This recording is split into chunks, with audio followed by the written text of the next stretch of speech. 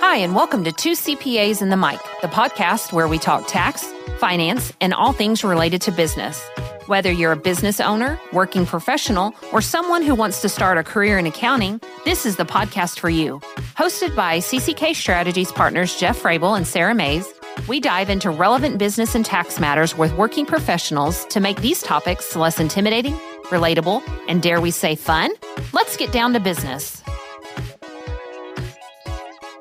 Welcome to this week's episode of Two CPAs and the Mic. We are so glad you are joining us today. We are covering relevant business and tax topics, but we're doing it by applying straight talk with practical information and not all the jargon and stuffiness normally associated with our profession. I am Jeff Frable, a partner with CCK Strategies in Tulsa, Oklahoma. I am with my wonderful, incredible, and amazing co-host, Sara Mays. What's up, Mays? Oh, what's up, Frable? I got 3 descriptors this week. And notice I put the amazing. I can't not say amazing, so I put it at the end. Right. Well, my last name Mays is in amazing. So we have never talked about that. Right? We have never talked about that. I would like to know how long that's been working, Sara. And you can use that. Right? And you know the voice, the third voice on the pod, KP, what's going on? Oh, not much, guys. Good morning. Okay. Hello. Good afternoon. Good evening. Glad to be here. Whenever you're listening. You sound like the Truman. Good morning, good evening, and good night. Whatever I can do to bring a little joy. Right? Yes. I'm here for you. Well, like I said, we have another great episode today. We are talking about seamless relationship leadership. We're going to be talking about, maybe an easier way to say it is, how do you connect with others in your industry? How do you provide really good customer service with others in your industry? And we're going to talk a little bit about where the CPA profession is headed as a whole towards the very end. So I don't think you want to miss this episode. There's a lot of good nuggets that we're going to drop related to how we interact with others inside and outside of our own professions. We have a professional with us today that you do not want to miss. But before we get to her, we come up to the friendly banter part of our outline. So let's check in. Today, I thought we would call it Where in the World is ... Right. So nice. Christy, let's start with you. Where in the world is Christy Porter today? I'm in the Laurel Highlands in Pennsylvania. I am in a friendly hotel conference room and looking outside at this beautiful vista. I couldn't be happier. Now, where exactly is the Laurel Highlands? It's in Johnstown, Pennsylvania. And it's by way, as our listeners, I hopefully know by now, our daughters have busy lives. And I had the ability to take a road trip last minute with my daughter from Tulsa, Oklahoma to Johnstown. We left at 4:15 yesterday, drove in, and then we're going to go out to Summer's Best 2 Weeks. Shout out. It's a camp near this area and see our other daughter. And then I'm flying home tonight. Okay, nice. Christy, I grew up in Pennsylvania at least the first 14 years of my life. Yeah. I am still clueless. Closer to Pittsburgh or Philly? I would say closer to Pittsburgh. Okay. Yeah. Because that's where everybody, gauges things in Pennsylvania. Yeah. For the most part. Right. Okay. Yes. Okay. Well, I'm glad you're out and you're having a great time with your daughters. Thank you. Yes. Sara Mays. Where in the world is Sara Mays? My ... did not change. I am still in Tulsa. But I am working from home, and it is a beautiful, dreary day outside. Okay. It's raining pretty solid. Okay. I think it's pretty important. I think this is something that everybody really needs to understand. One of the reasons why we're in different locations is because our firm is actually, I maybe say, celebrating or observing what we call what was it? Work Your Way Week. Work Your Way, WYWW. Yeah. So we actually shut down, closed the office. Yes. And you're either encouraged to take PTO this week or work your own way. And so that's what Christy's doing. Sarah's living the exciting life of staying in Tulsa, Oklahoma. As for me, I am in Pennsylvania as well. I'm about an hour north of Scranton. So if you watch The Office, you know, my dad went to Scranton High School. That's awesome. I did not know that. Yeah, I've got family up here, and our guest, Kathy, was asking me earlier, or making a comment about going on vacation to Pennsylvania because I'm in an RV. I'm not on vacation. I am visiting my in-laws. But you have your new grandbaby with you. Well, we went to Richmond originally to visit Ollie. And then we drove up on Memorial Day, and we've been here this week. And the great thing was that Ollie and Mom and Dad and Truman the dog came with us up to visit, so we can introduce Ollie to his great grandmother and great grandfather. Wow, that's so cool. So it was really cool. Now, they didn't stay in the RV with us. They got to go into a hotel. But yesterday was a little stressful. Truman was sniffing around in the RV and came across some rat poison. And luckily, we caught him real quickly, but we rushed him to the vet just to make sure, because we all love Truman. And $500 in a pet stomach later, we know that Truman's okay. But yes, we are getting good Ollie time. Good. And we are going to get to see Ollie this weekend as well. So it's one of the nice things about CCK and our firm and the way we deal with our teammates and treat our teammates and things that we do to make life a little bit better and a little bit easier for them and more flexible. So it's been a good week, but we'll all be back in the office next week doing our thing. So with that, let's dive into today's program. We have as our special guest, we have Kathy Towne-Sautters with BDO. That's Baby Dad Orangutan. I don't know what the orange. Yeah. BDO. If you're in the accounting world, tax and accounting world, you know BDO is one of the largest CPA firms in the world. And Kathy is the relationship and client executive director. So what does that mean? We're going to get into it. She brings a wealth of knowledge and understanding in how to deal with people, how to connect people, how to expand relationships with people. But Kathy has over 25 years of experience in the accounting industry. She spans into marketing, practice management, education, and events.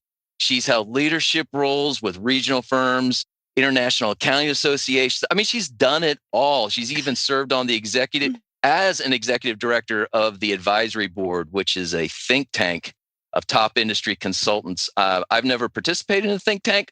Those must be really smart people, and that makes Kathy even smarter. Today, she's part of the BDO Alliance, and we're going to talk about what that means. She manages relationships with CPA firms all across the country and leads key initiatives, including firm onboarding, collaborative roundtables, and the firm operations and emerging leaders program. Welcome to the pod, Kathy Towne-Sautters. Welcome, Kathy. Thank you. That was a big lead up. That was a big lead up. It was a big lead up. And thank you so much for that. I love the banter. I just have to, because I was holding myself back. Jeff, there is a 1-800 poison control hotline for dogs. Did you know that? We did. In fact, we went through the conversation with the vet, how much to eat. And it's like, I don't know.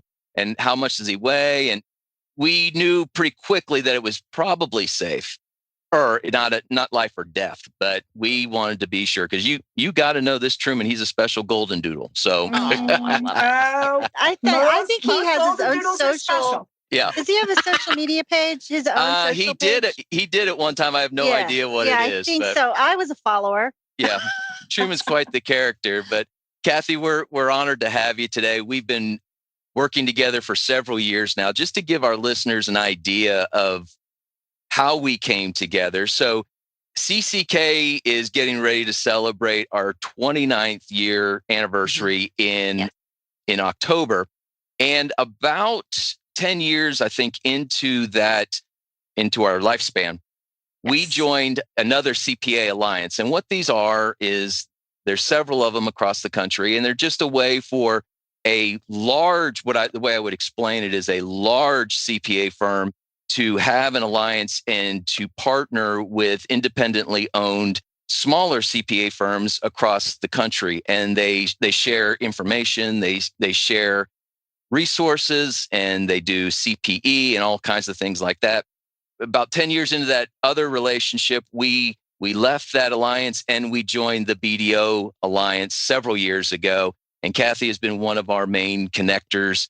And so that's what the alliance actually is. So Kathy, as far as an introduction goes, tell us a little bit about your history, how you got to BDO, and exactly what you do at BDO now. Oh, this is a great question. Actually, I never intended to get into public accounting. I was going to work in advertising. I was going to be a copywriter. That was my goal, my one singular goal throughout my childhood into college. But then I hit a very tough job market and I started looking at different things. I took a marketing position at a CPA firm. It happened to be the right CPA firm because I had a managing partner that was a very big thinker. He was very innovative. He was consultative with other firms in the area. I drove a lot of that. I grew up into that firm to the executive level.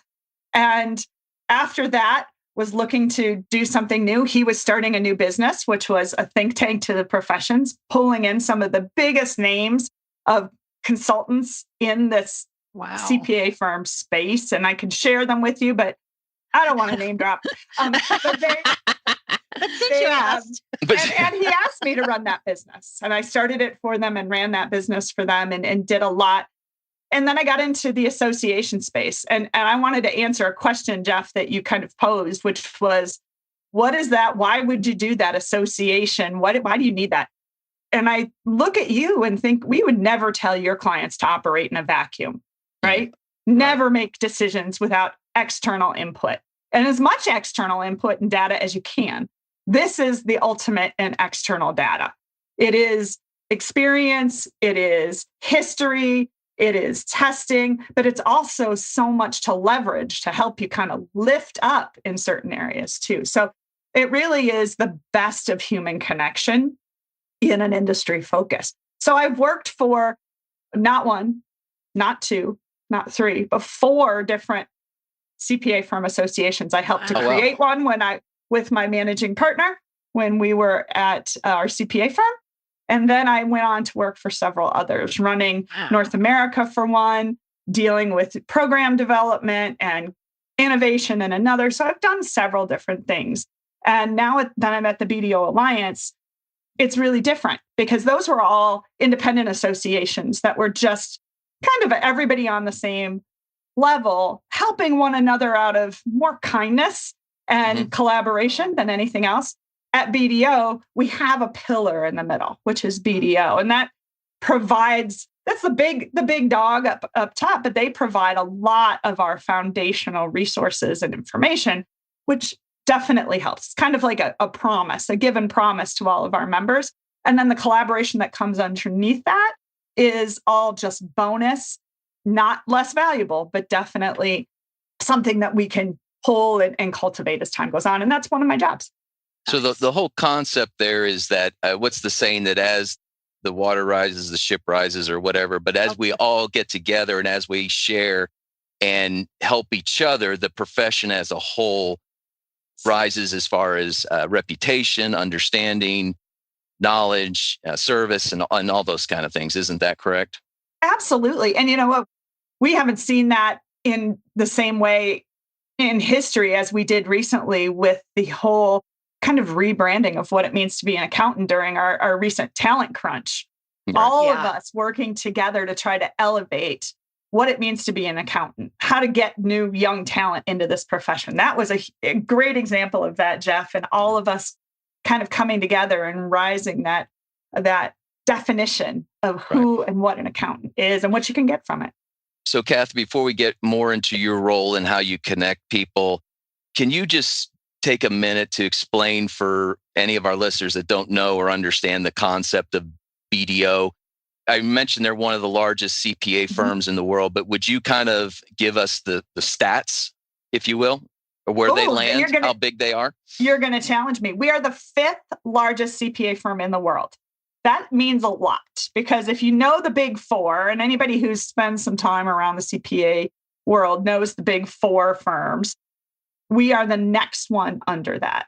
So we are in 167 different countries across the globe. We are often in many levels, we are the largest or one of the largest firms in that country. So we have not only a strong presence in the US with, I believe, 69 different locations here in the US, maybe, I think now after a recent transition, it's jumped up to closer to 75, but we are really strong internationally. And as we become more of a global economy, I think everybody understands that business now, thank you, internet, is much more international. Having those resources to leverage is key. Now, I will say there's a little bit of a space between the big four and BDO because we tend to focus more in middle market, but that works really well for our member firms too. Sure.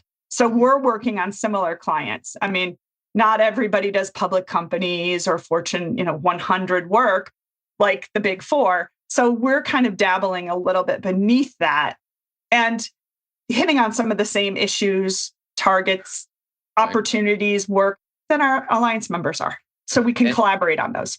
And if you're not overly connected to the tax accounting business world, you may know the slogan for BDO, right? Those who know. No BDO. No BDO. So it was, I would see it every morning when we first joined the Alliance. It became more important to me, but I would see that every morning, like on Fox News or something like that. So those who know BDO. So yeah, we're talking about a big organization, lots of resources, lots of knowledge and understanding and experience here that gets to filter down to these smaller firms in the Alliance. And that's where you come in. And I know Christy is a big proponent of how people are able to connect others. And that's why you and her have such a great relationship. So I know Christy, you have lots of questions to go through here. And why don't you take it away? I'm chomping at the bit. I know you are. Go for it. So I'd like to be recognized for my patience. Thank you, Jeff, Sarah. Buckle up, Kathy. Yes. I'm ready. Oh, it's not that deep. I just think what you do is so cool, Kathy. I mean, I look at you and I know a fraction of your work. So for our listeners, I think that it's important for people who are in our industries, but also for business leaders, for business owners who have all of this information. What do they do with it? How do they wrangle it? How do they pull these ideas and connect? And when I think of you, I think of a connector. And it's like me. If we're going all Clifton strengths, it's my number one. And I know connecting people, ideas, relationships is really important to you. So I got to ask, for people who don't live in our world, what is your day-to-day role or your big picture or your BHAG look like? What's it look like as a connector? You know what? It is never the same. And I love it. I love it. It's so funny because I deal in a space, as do all of you when you're in your daily life, with accountants. And the general thought about accountants is they don't like change. And I think you might say that could be true. I love change. I don't like having the same thing every day. I love new things. And so being a connector is looking for those opportunities and grabbing them when they're there. Yeah. I am constantly open to what's going on and making those connections. And Christy, I love that you pointed that out, being a connector. It's not just being a connector of people. And you kind of think of that like, oh, sure. Christy, you really should meet Jeff. And Jeff, you should meet Sarah. They have great. And I do that a lot, but it's connecting ideas, connecting trends, connecting concepts, being open to starting to make these things look forward as to what's coming. And I think a lot of what I do, not that it's in my role, but personally, is start to make those connections so that I can guide others and give them that extra value and saying, hey, did you know that I'm seeing a trend here, that this is happening? So that means probably this and this are going to come down the pike next. And I love doing that. That is one of my favorite pieces. So I think as a connector, it's just being open. And you hit on something else I'm going to share. My LinkedIn profile, I put that I was a maven. And anybody who has read the book, The Tipping Point, it was The Tipping Point, yes, that has the Malcolm Gladwell term maven. That is exactly what I'm looking for. If I can't add direct value, I know somebody who can, and I try to make sure that everybody gets the most out of their life and optimizes and enjoys what they're doing.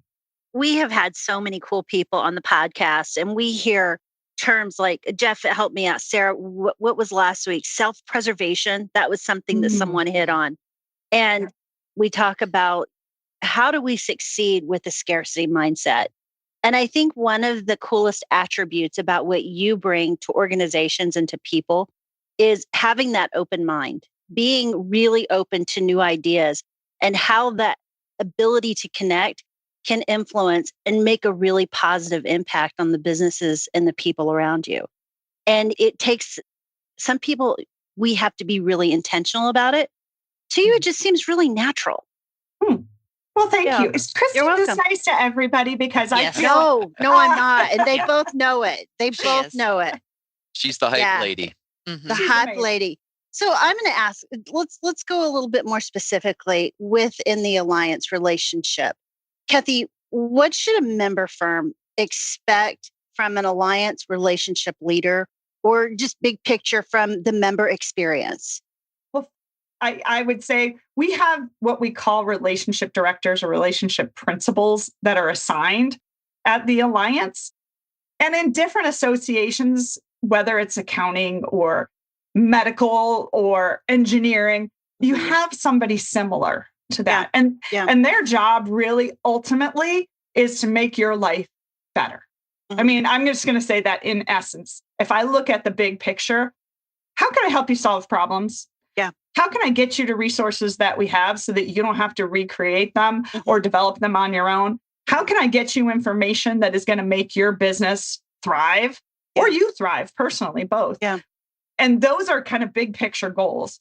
How you do that is somewhat personalized, but as advisors too, and I look at you as accountants, aren't those kind of the same goals that you have for your clients? So we're all in that service mindset of how do we help our constituency to be the best they can, to find their purpose. And I'm going to come back to this word, and I did not even intend to talk about this today, but I think if there's one thing, it's purpose. Good. Everybody has a reason for being here. Everybody has a reason for doing the work they do. How do you help them to focus on that? Yeah. And that's really our goal. Okay. Mic drop. We could be finished with that. I mean, purpose. Right. Purpose. Right. Mm-hmm. So much focus on purpose.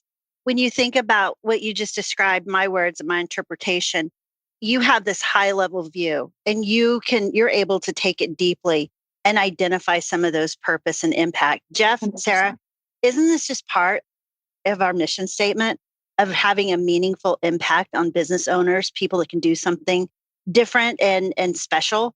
I think we need to celebrate that within all the businesses.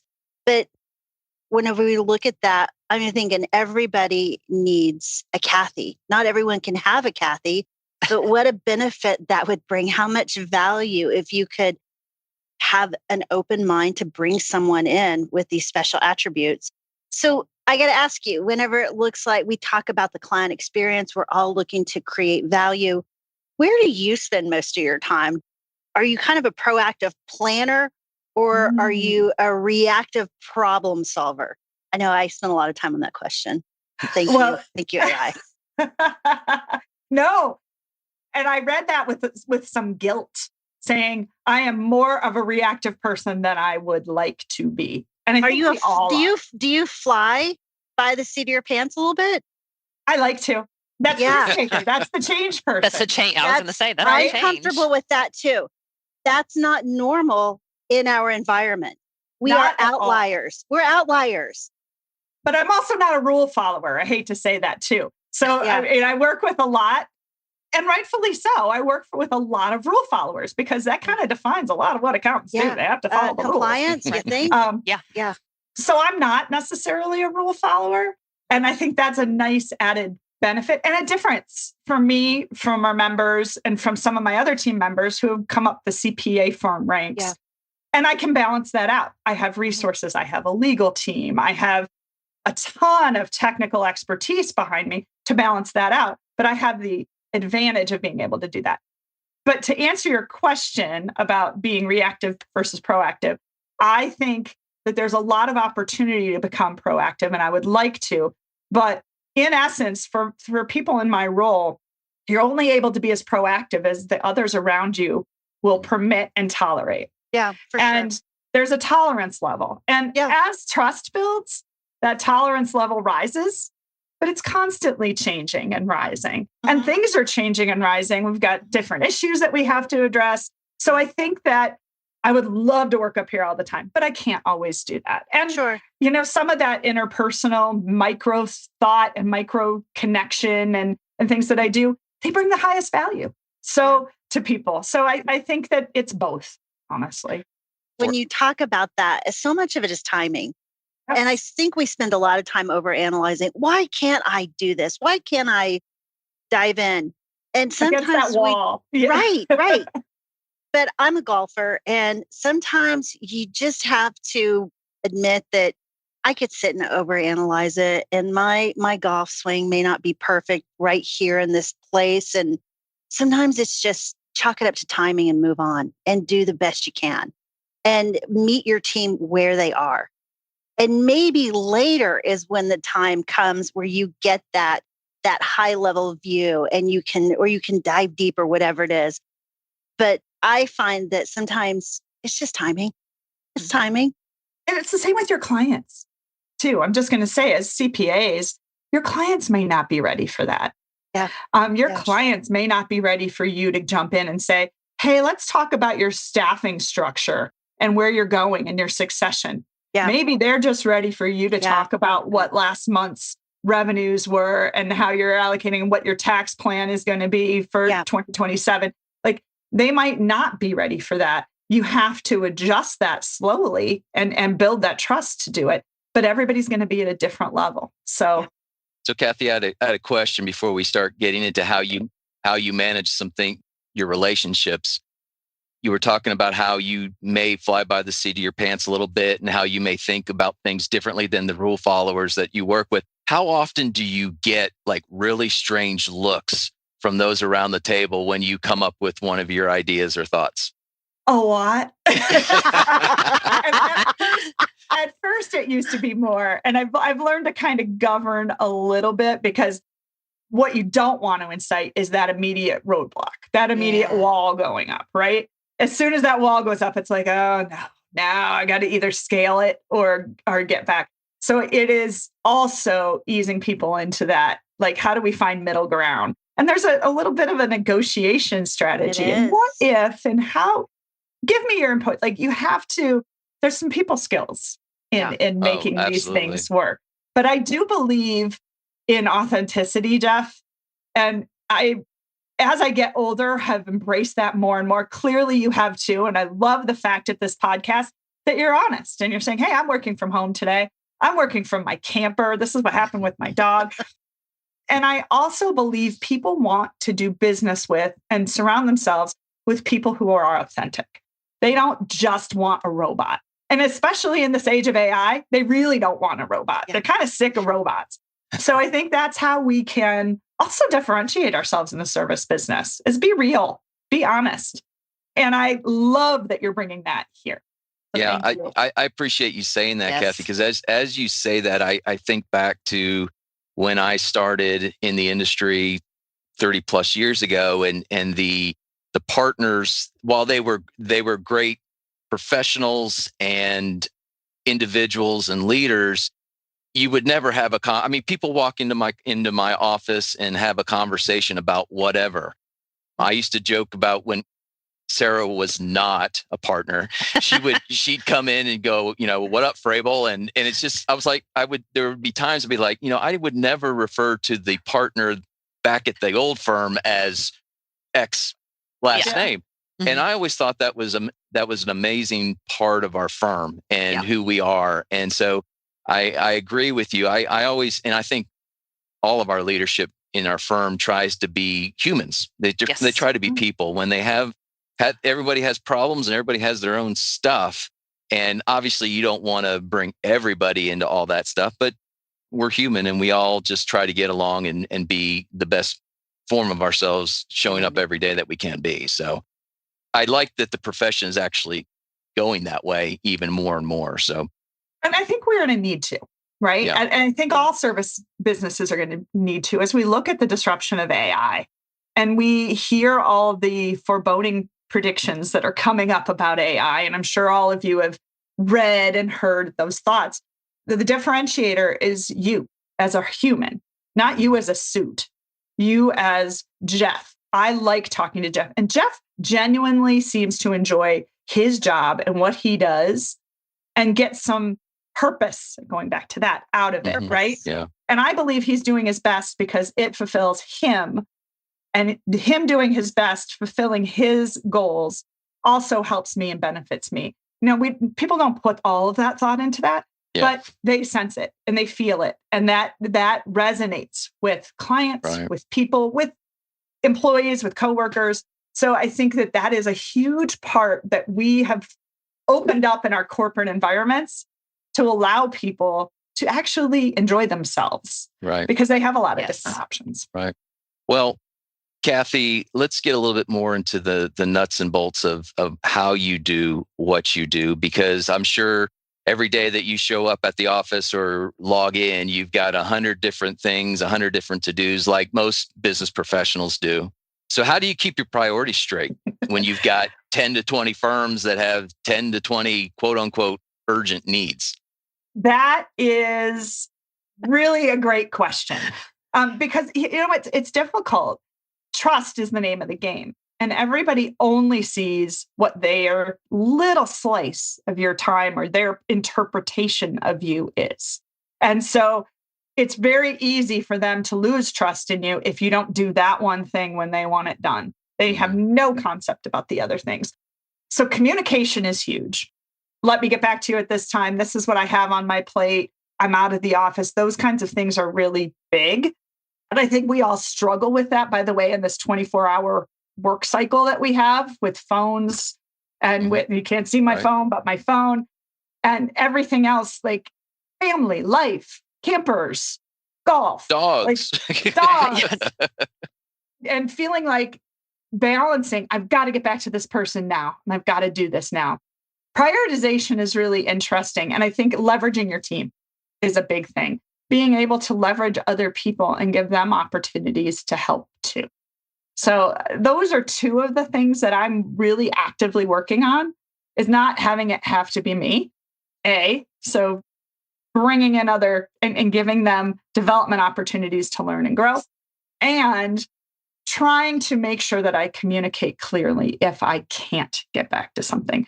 I am really getting better at using technology as well, and not specific tools, but I'm a huge fan. My Outlook goes to my OneNote now. You can just send emails to your OneNote. And it's amazing. I keep so much in my OneNote file. I keep organization. I set reminders. So I really love using that. And that helps a lot too. So you talk about trust and relationships. And this is what I would call somewhat of a shift, a visionary shift that our firm is going through in the last year or so, in our desire to be the best and most reliable CPA firm. How do you build trust faster? What's the fastest way to build trust with others, I guess is what I'm asking. Is it communication? We seem to think that it plays a big role, but is it the number one differentiator, you think, in building trust? I wouldn't say communication. I would say listening. Ooh, okay. Isn't that a form of communication? It is, but you could say I communicate because I talk at people all the time and I'm always telling. That doesn't build trust. And I think that is the one thing that we get wrong, especially with egos and advisors and consultants. Maybe not even egos. People just want to provide value. So you just talk at people. Expertise. Expertise and just saying, hey, here. But really, they might not care about any of the things that you just served up to them. They might care about something over here. And you never asked about it. You never listened. You never heard. So I think asking and listening is the number one thing you could do to build trust. Because then you have to act on it, right? You have to deliver. But if you don't really understand where they're at, going back to our earlier question about meeting people where they are at and where they are, then you really won't get them to trust you or be open with you. So you have to listen. Well, what I love about this podcast is when the co-host is going one way and the guest completely turns them upside down. Yes. Way to go, Kathy. Let's go. You can tell we have an authentic relationship already, right? Change, sorry. That's no problem at all. We're all about mic drops and pivots and all that kind of stuff on this podcast. So one last thing about... To bring it full circle, Jeff, just yeah, honestly, to bring it full circle though, the other part of that listening is connecting as humans and listening and saying things that are not just business oriented too. Yeah. Like I would say if I was doing this, oh, hey, Jeff, I see that you've got some cords hanging out there behind you. Are you working on Wi-Fi? What's going on back there? And you can have that human connection as well. So I think that's another point, subpoint A is the human connection to listening and being able to establish that relationship. And relationships are big. And I would say it goes beyond the normal or traditional small talk. I think we all hate small talk. It's like the same conversations with the same people about the same things. Yeah. And I would just rather get a little bit deeper, a little bit quicker than just saying, so how's the weather today? That type of thing. Or how are you?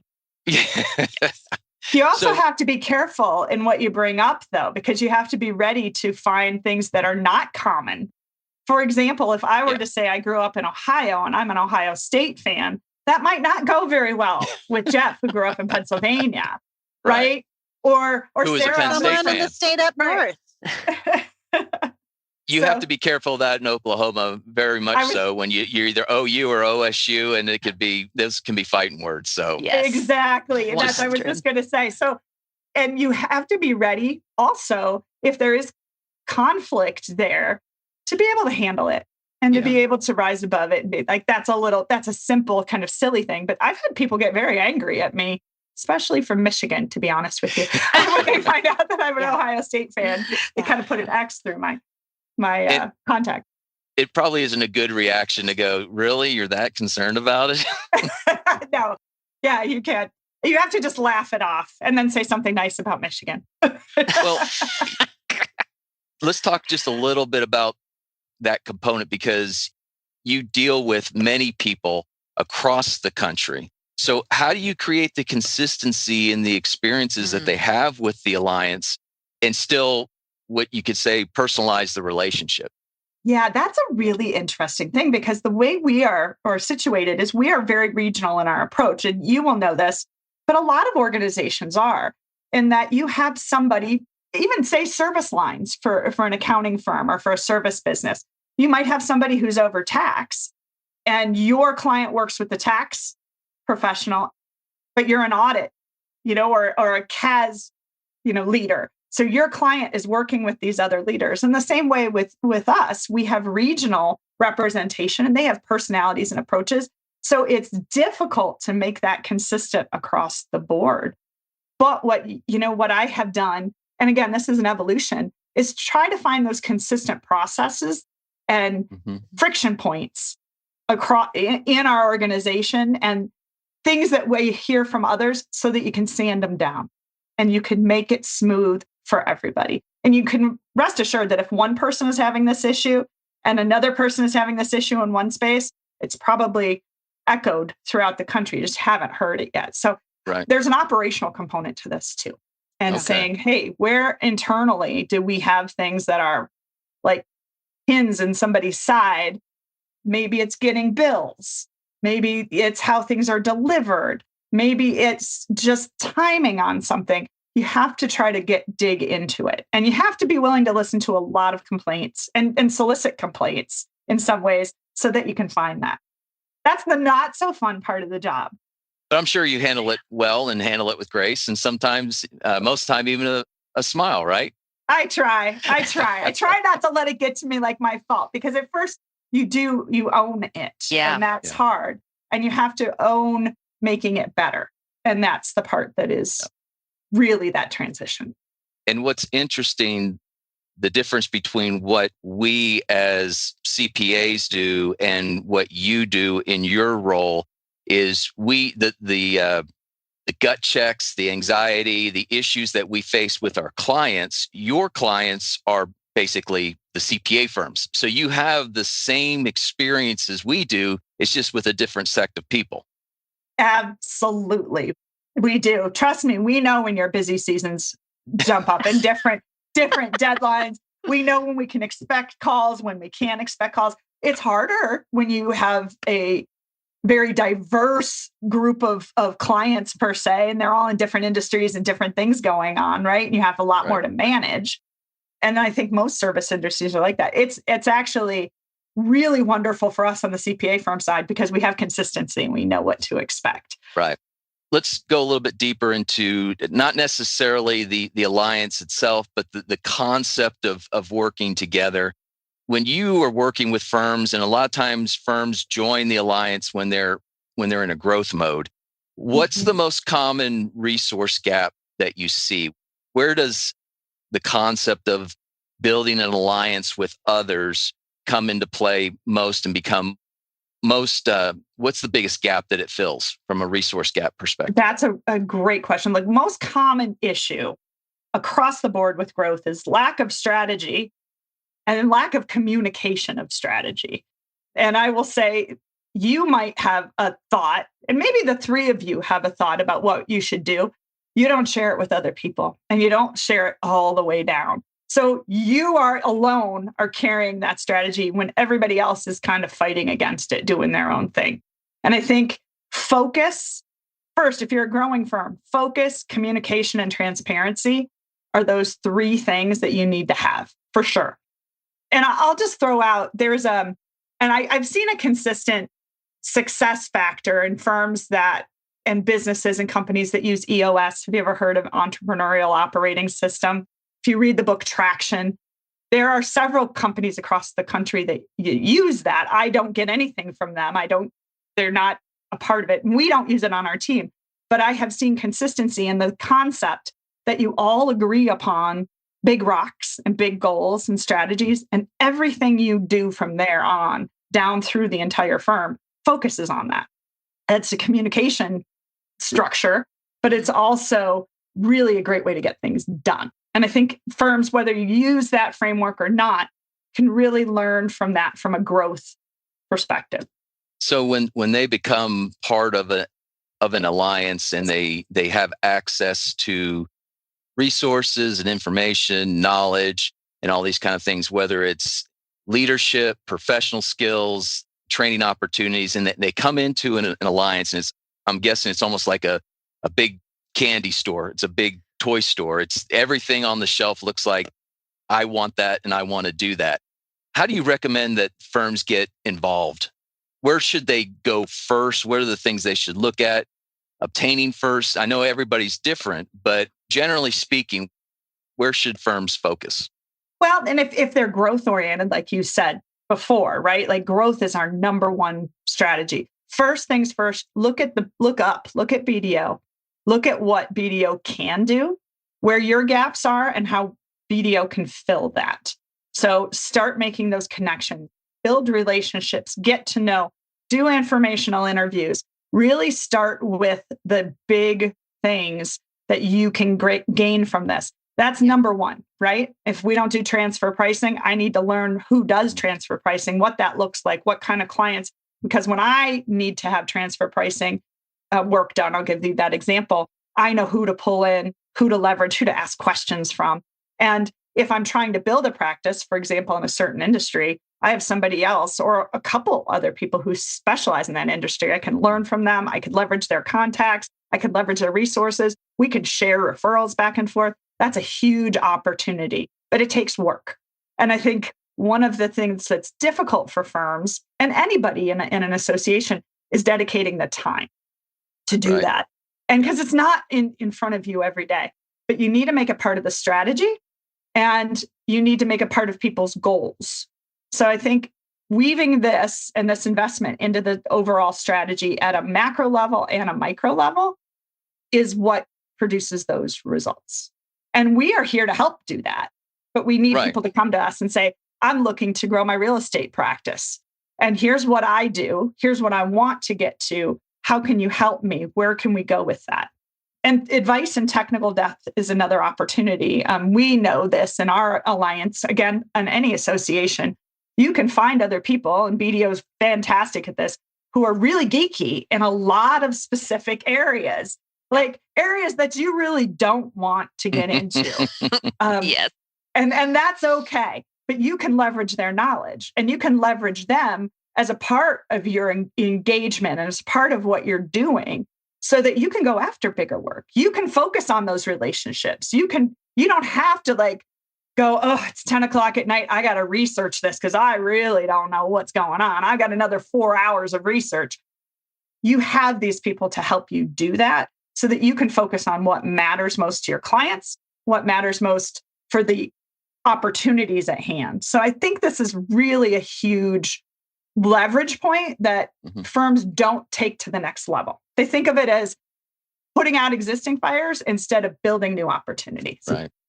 I know one of the things that I often tell prospective clients is, first of all, I don't know everything. I don't know close to everything. And I've gotten extremely comfortable in the last 10 years of saying, I got teammates. I got trusted teammates. I had a call yesterday. Gentleman has a international question. I'm like, nope, I don't know it, but I've got an awesome partner who's an expert. And we have that within the four walls of our firm. But I always tell people, if we should come across something that we don't know within the four walls, we have this alliance we can go to. So we can you're never really going to outgrow us as a 120, 130 person firm. You're never going to outgrow us with the need for information because we can always go one step further. We can truly take care of you from cradle to grave because of these additional resources. But the other thing that came to mind when you were talking about that, Kathy, that I think is important for our listeners to hear, even if they're not in the accounting space or industry, is what you talked about dedicating the time and the relationships.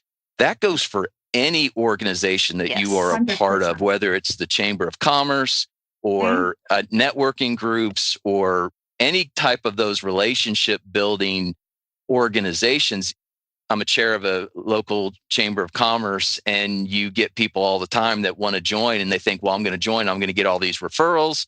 And then they never come to an event.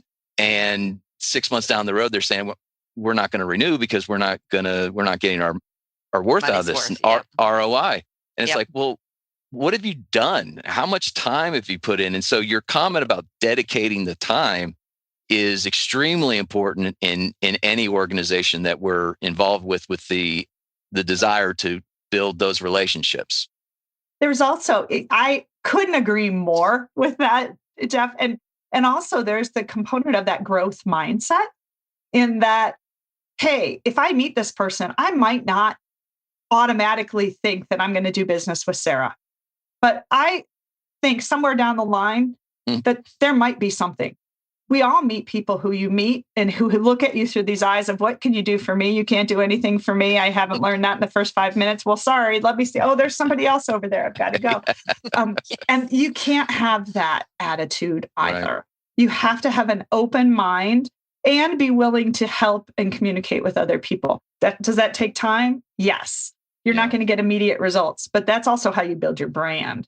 And that's important for professionals at all levels. Yeah. Exactly. Well, Kathy, we want to get a little bit into the profession and where it's going as a whole. And before anyone who's listening that is not in the profession wants to click off, I think the things we're going to talk about apply across the board to all kinds of industries. And Sara, do you want to go through this part? Are you good with that, or? Yeah, but I'm right. I saw you taking notes. Do you I know. Do questions first, or do you want to wait? No, I was just taking notes. So my brain is kind of like, I don't even know where to go next. But yeah, but I will say I can lead on this topic where it's going, because I feel like the profession is going, more advisory. I'm hearing that all over the place. But I think everybody has a different definition of what advisory is. So you're shaking your head. What's your definition? Yes, Kathy. What is your? I know that's not one of our question outline, but it's a big one. Yeah. Well, you know what? Here's the brief history of advisory. We grew up as tax and audit. And then we started having these other services that bubbled up. I'll say valuations or forensics or some of the other industry specialties. Like I got really in depth with healthcare and billing and all those things. So we didn't know what to do with those. They didn't fit under tax or audit. So we created a bucket that was advisory because it sounded good. And we put there's our junk drawer of services, right? And they didn't really fit in with our traditional models of billing and practice management. So we kind of all put them together. And that's just the trajectory of most firms, maybe not CCK, but most firms. And then now we're saying we need to have an advisory mindset. And things like CAS and client accounting services and advisory services have come up, and those are considered advisory. So wait, what's the difference? What does advisory really mean? And I think what we have to do is differentiate. I believe advisory has changed so that it is a mindset and a position that you have with your client. Every single person in your firm as a professional services provider should be an advisor. Even if they're an associate and they're entering information into a tax return, which I know not a lot of people do anymore, but I had my stint of doing that. But you should be saying, oh, I noticed that this. Hey, go to your partner and say, I noticed this. From what I understood from our last training, X, Y, and Z. You can always be connecting those dots. And that's the idea, is we want to train people to think beyond that. Think beyond the compliance to that advisory level. Provide options. And it was funny, we had a discussion at our Alliance conference this year in one of our breakouts. It was an advisory breakout about how to position yourself to be more advisory. And the idea is our clients can go on AI, or people can get information from AI directly. But what you need to do is always add a value. And here's your tax return for the year. And here are some takeaways that we noticed, or here are some things that I might call out. And what you're doing is you're starting to train those clients to see you as more than just a service deliverer, but a service partner. And that's really what you're trying to move towards. And I think training that from the lowest levels up is really building this workforce that will continue to do that with the clients, but also making you so invaluable that forget AI, forget the other stuff. This is where you're really needed, and you're going to differentiate yourself that way. And the other thing about that I think is important is when you're talking about advisory, you're not talking entirely about compliance items or compliance issues or tax or any of those various lines that you mentioned. Sometimes it's just hearing that the client's relative is close to passing away, and you pass that on to one of your relationship people in the firm. And so it may not even be something you bill for, but it's something that's there to strengthen the relationship. And I think that all goes back full circle to your comment earlier about the number one way to build trust is not necessarily to communicate, but to listen and to hear those things. And I'll tell you what, I'm the biggest offender. I get so focused on in the meeting of what we can do and where we need to go that I don't always take the time to listen. And that is the key to this advisory component that not everybody is really picking up on. They think it gets thrown into that junk drawer, like you said, and it's not necessarily these ancillary things that could these personalized things that could be done. Absolutely. And I think we also get, in any situation, we get caught thinking we have to, as an individual, have all the answers. And I have to provide that value. But you said something so valuable, Jeff. You feel comfortable enough, and we as professionals should, to say, you know what, you shared some really interesting things. This. I think there's something here, but I am not the expert in estate and trust planning. Let me go back and pull in a couple of my team members, and let's come back to you with some thoughts. Can we set up another meeting for more? I think people get a little scared that they have to have all the answers when they identify the spark. When the spark flies, they're like, I've got to take that and make a fire. But you don't. Other people in your firm can. And I think having that comfortable, interactive, collaborative mindset in your organization allows you to do that. And that goes for anybody who is in any kind of face-to-face client mode across the board. Share that wealth. And it's also great for the succession of your business, right? We don't want people to think that CCK is only Sarah. And Sara has all the knowledge. And if Sara leaves, oh my goodness, what's going to happen? We want them to understand that this is a community. Well, anyone that's been listening to our podcast for any length of time has heard that we are in this, and I referred to it earlier, the kind of visionary shift of the firm to start with being the best and most responsive CPA firm to a different level, to a different tier, to where we ultimately become a premier advisor. And we've had some difficulty in sharing that vision with teammates because they think they have to do something. They think they need additional training, or it's not something they've learned in school. And the reality of it is, it goes back to just kind of being a human and listening. And like you said, just hear something, pass it on. You don't have to be the one to fix it and to make it better, but just be aware of those things. So I know we all kind of, again, have our own stuff, and we all struggle with similar things, but I'm sure this is kind of a thing that's industry wide as we try to kind of make these changes. It's worldwide. It's across all different. I mean, think about a healthcare provider, right? People are saying things and they're saying, yeah, I've got this strange itch in my back all the time. And they pick up that spark and go, wait a minute, that's something I've heard a lot of. Let me go back and look and do some research on that. Or let me talk to a dermatologist. And they came back and said, that's a common nerve problem that happens with women of a certain age. This literally happened to me, right? And so there was a little spark there that I threw out that didn't seem relevant, but they caught it and took it back, and they were able to answer that question. That was a minimal thing. But what if it was a big thing? What if that ember that they took back blew up into a big fire and you caught it? And that's the thing. I think you're looking for little sparks. This is a very new analogy I'm just making up on the fly, guys. That's a good analogy. You're looking let's for copyright it. Yes. If you do it on this podcast, it's our property. So no, it's copywritten. I'm going to have to pay CCK. Yes. If you have that spark and you catch it and you take that ember back, some of them are going to die. Some of them are going to blossom into something bigger, into a fire. But you need to make sure you start catching them. And I think that's what we're really focusing on training people to give them the confidence, give them the access, give them the questions to start to allow things to spark.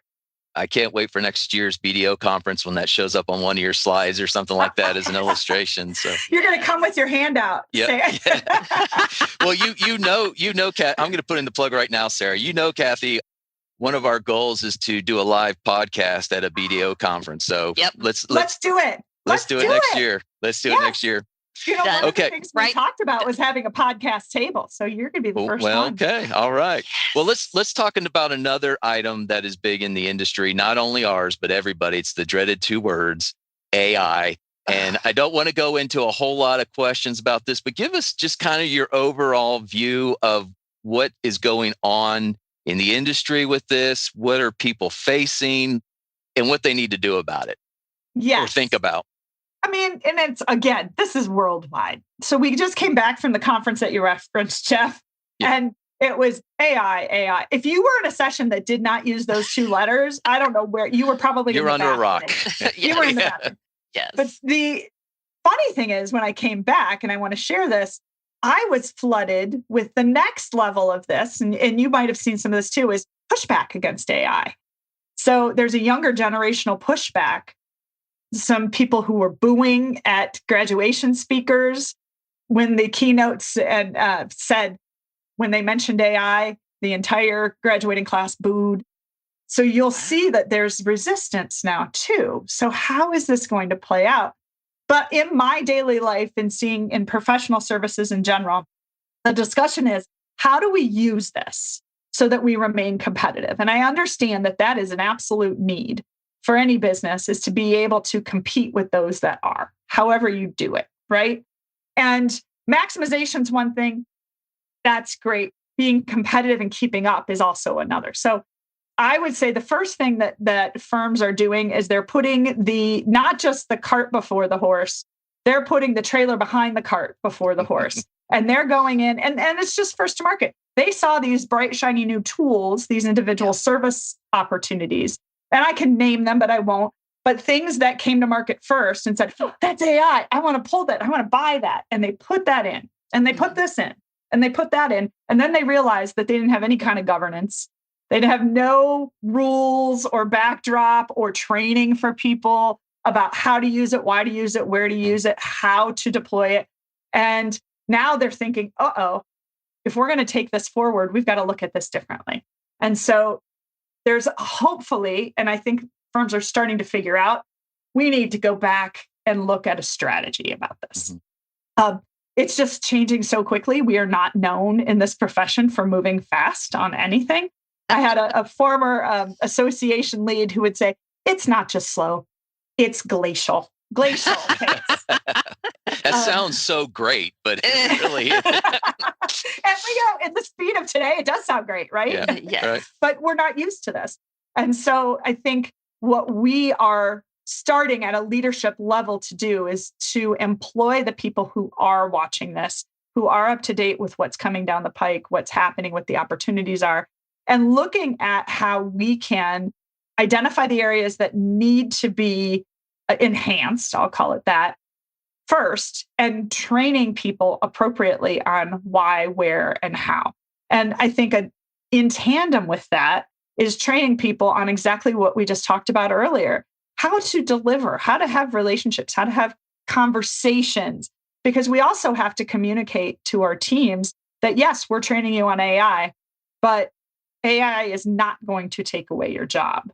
Right. Your job is going to shift. And if you think you just really like sitting there programming and entering data all day long, and that's all you want to do for the rest of your life, maybe this isn't the career for you, because it is going to change. And we have to be ready to have those conversations with people. And that's okay if you self-select out. We're not going to push you out. We're just going to expect different things as this position evolves. So the other side of AI is, I guess we've all had the experience where we're talking with a client or just talking with somebody and they say, well, I looked it up on AI and blah, blah, blah. And so where do firms get stuck when it comes to communicating value and scope and confidence and all that kind of stuff when it comes to things like AI? I think that's a really interesting question. And I'll liken it, I'll kind of get away from the CPA firm realm. Yeah. In the healthcare, if anybody watches The Pit, Dr. Google, right? In healthcare, for years, we've been like, oh, I have this thing. Let me search on the internet. But all it takes is the warning or the story of a bad self-diagnosis and a bad self-treatment or some kind of erroneous leads into certain things that take you down the wrong path that cause death. Yeah. Further problems. Same thing with the professional services realm. If you have a couple of really good warning stories and stories to share with your clients to say, please, feel free to search up what you want, but you can come to us. Please always ask, because I'll give you a couple of examples of things that could go wrong. And you can explain that to them. Not that they don't have access to it, not that they shouldn't. That's fine. You have every right to do it, but always have a human check. And we're happy to do that for you. And I think that is a good way to start that relationship with them, because they are going to look. They are going to, they're going to search things up. What you want to do is position yourself to still be relevant alongside that. Yeah. In some ways, it's today's version of several years ago, where people think they could do their own tax return by just doing TurboTax or whatever. I mean, that works for a certain area, for a certain type of situation, but garbage in, garbage out. Yeah. And that you need the understanding.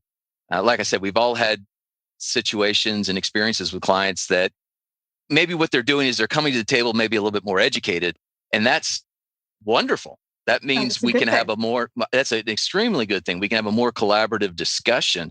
And I think what we're all looking for are those collaborative discussions of what's the difference between what I saw and the way you really believe it is versus somewhat combative.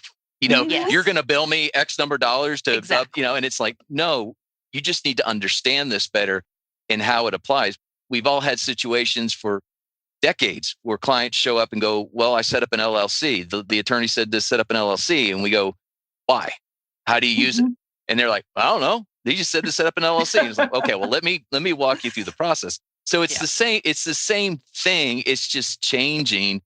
The situations are changing as we go into this type of the AI era, I guess we should call it. So you're absolutely right. This is the same. We're just balancing it out. And I think relationships and trust come into play too. You want to make sure that they don't think, like I hear a lot of people say about their doctors, they just want me to set up another appointment so they can get another charge, da. And I don't believe that that's the case all the time. But the same with you, to say, okay, this is why. Exactly what you said, Jeff.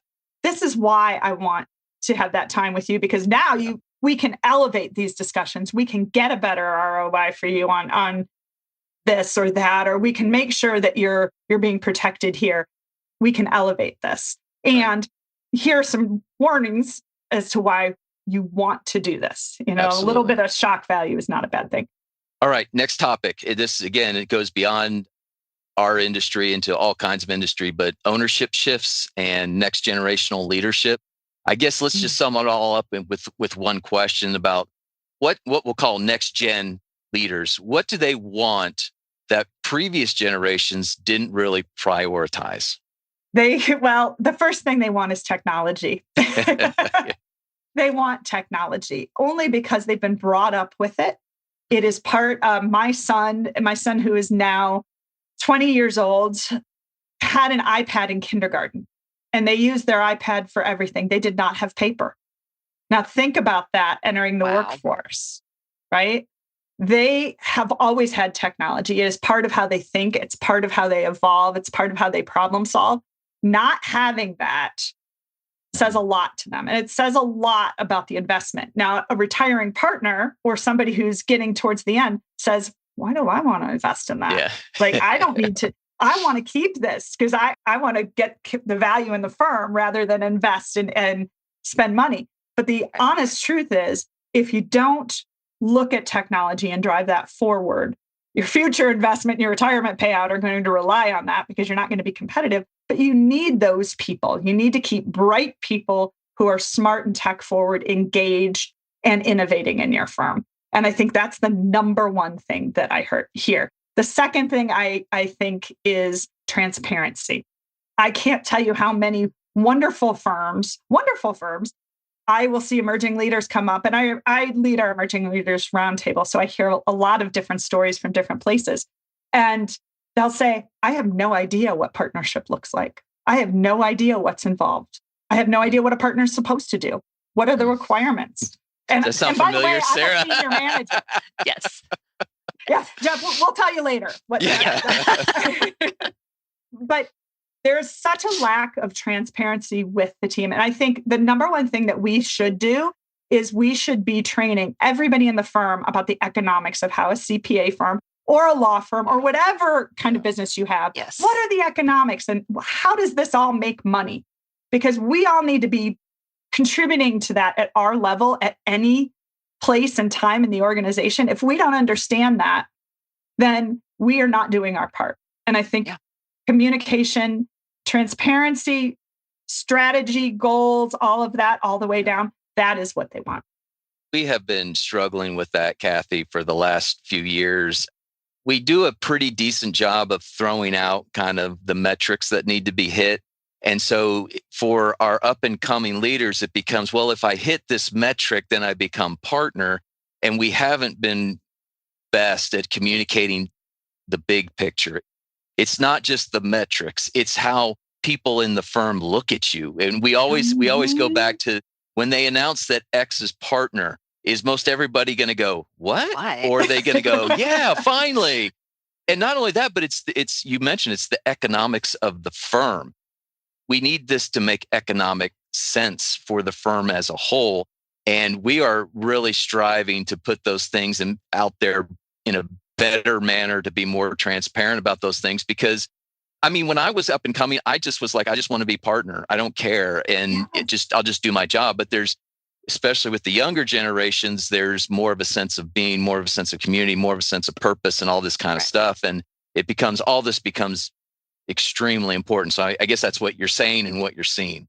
Yeah. And I think at a simpler level, you think about it, if you work retail and you don't realize that the organization or the store makes the most money on tailoring, and that they have this certain shirt on sale for like half of what they could to get people in the door. And all you're doing is giving people that shirt and having them walk away.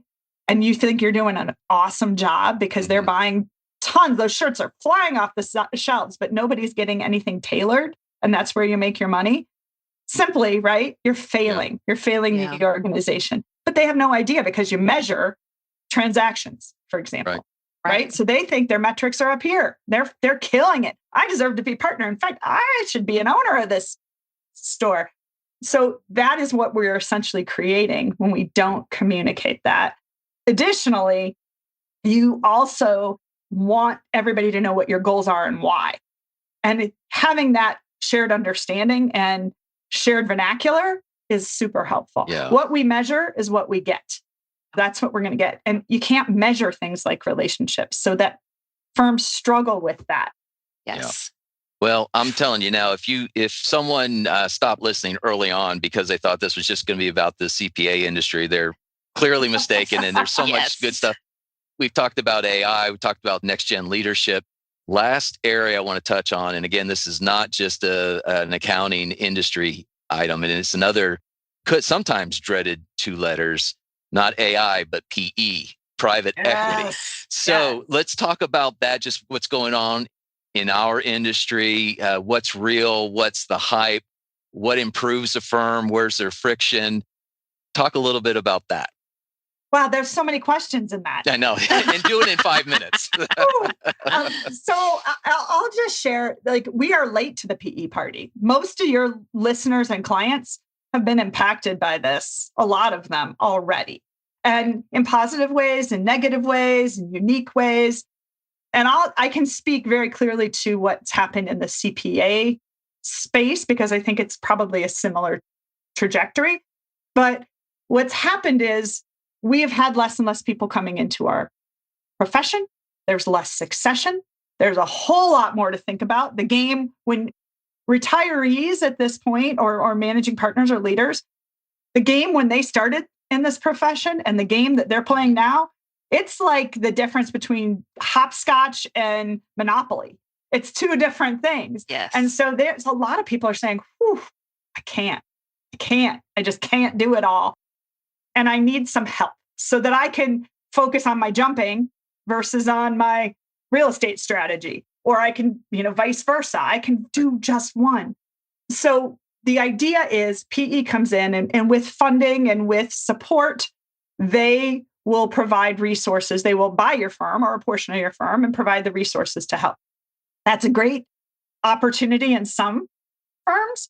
In other firms, it's not based upon their work. And you know what? Everybody's got a different need, a different footprint, a different value stream. But what I will say, it's very difficult to get a straight answer as to what is real. Because it's kind of like, I was thinking about this morning, another fun analogy, you can own this one too. It's like buying a car from somebody. They're going to tell you all the great things about that car because they bought it and they want to sell it to you, right? They're not going to tell you, well, they really should have moved this from the gear shift down to the floor and the console. And, I really wish this got better gas mileage. It's really not great on gas mileage. And I think there's some scratches over here. Did you look underneath? They're not going to tell you that. They're going to want you to buy the car. And rightfully so, that's their job. Once you become part of that organization, your job is to get more people and to grow.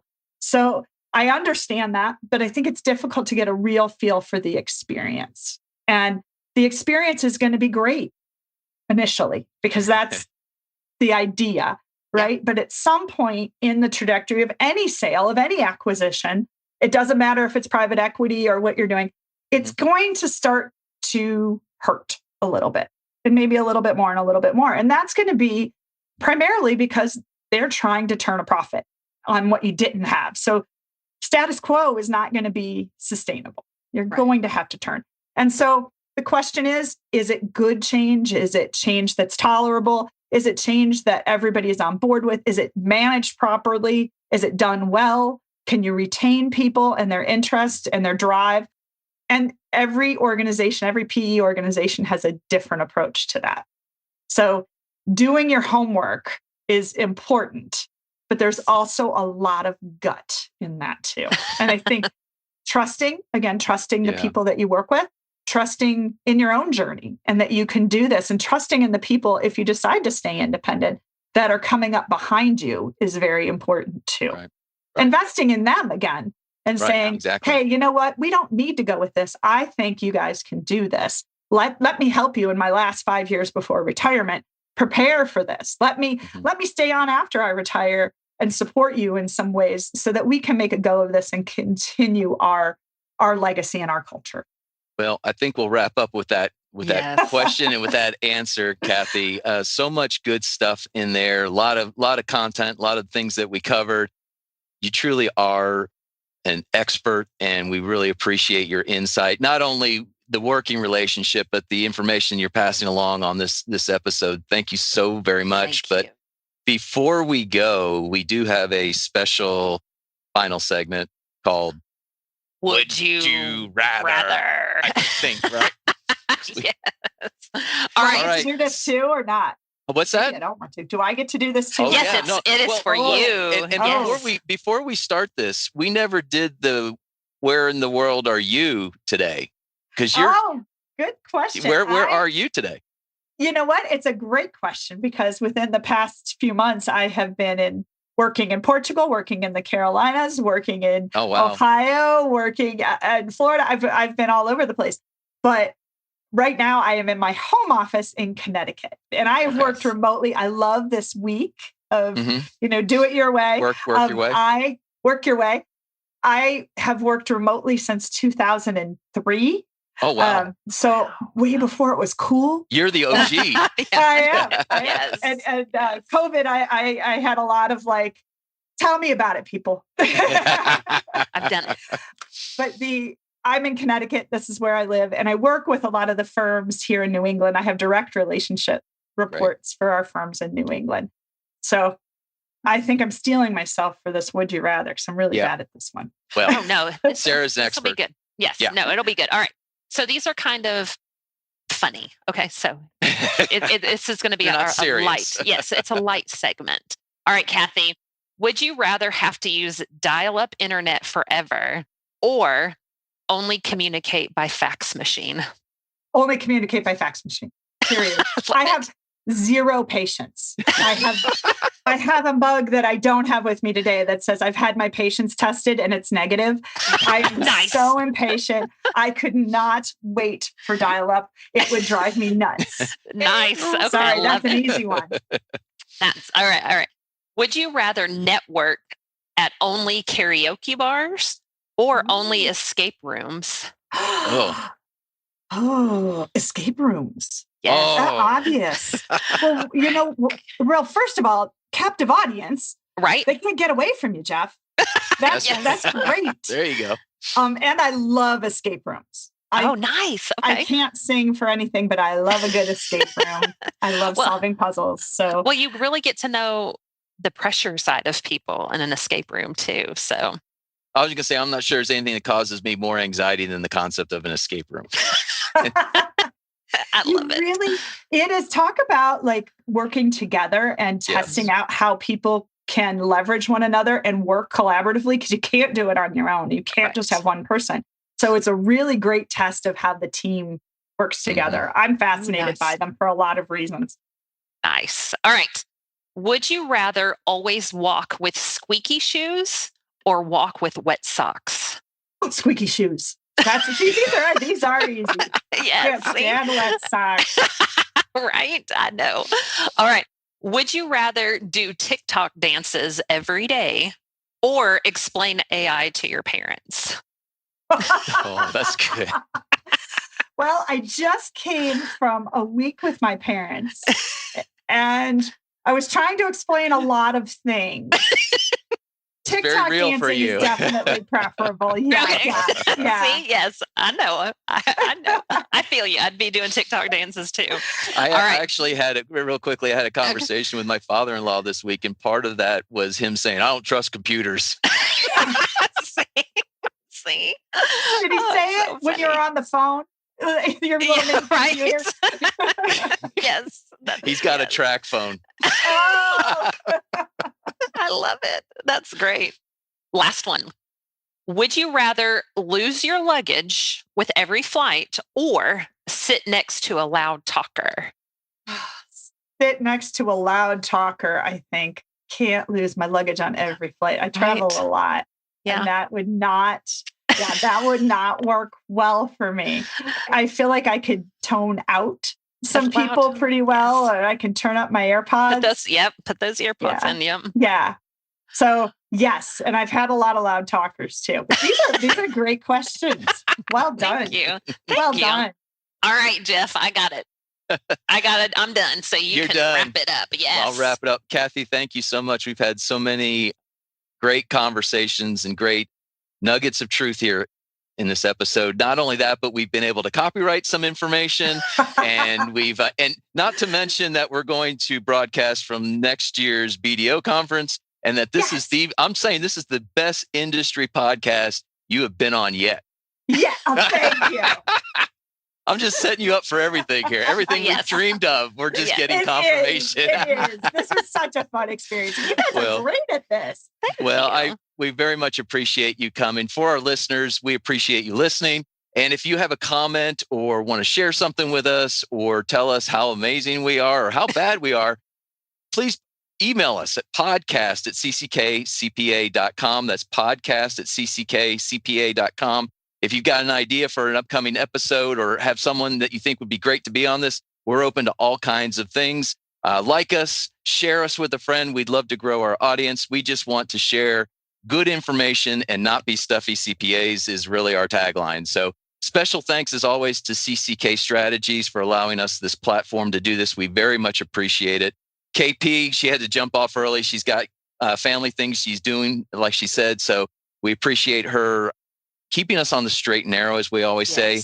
Robert Mays for your intro and outro music. Clarence Fisher with Tulsa Internet Marketing Services. To you and your clan, thank you for always getting us edited. And to our incredible administrative teammates, Emily and Dashajanka Ferguson. Boy, I had trouble spitting that one out this week. They always get us across the finish line, and you are truly amazing teammates. So again, thank you for joining us this week, and we look forward to you joining us next time when these two CPAs get together to have a chat and you get to find out who's on the mic. And that's a wrap for this episode of Two CPAs in the Mic. If you found today's episode helpful, please subscribe, share, and leave us a review. Have questions or ideas for a topic? Reach out. We'd love to hear from you. Email us at podcast@cckcpa.com.